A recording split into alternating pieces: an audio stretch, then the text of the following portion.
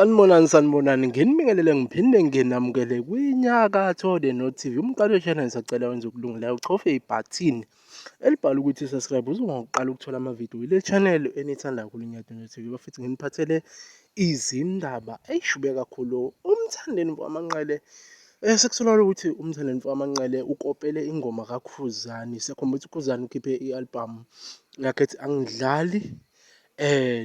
angidlali ithini angidlali nezingane noma ngisakhumbula kahle i-album ithini angiyona ifeni kaMaskandi kakhulu kodwa ikanjalo ithi ingoma uyibongela lapha uKhuzani mfowabo kaMpungose uthi yena ngihleli ehlalweni esijikayo ngidli aphula ngommese ngigade umzila.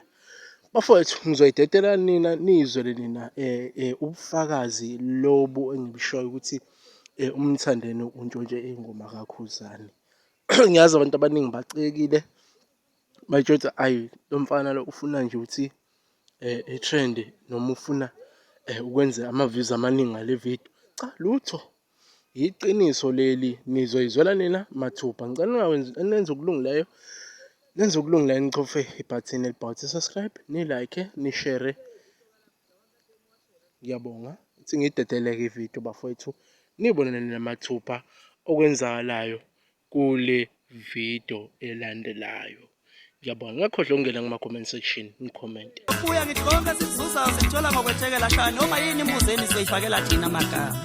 Ngikhululekile ngihlela emculweni esijikayo ngidla umsila ngidla i-aphula ngomese. Sendona abafana bami sikhathumzile, sikhaphula ngomese.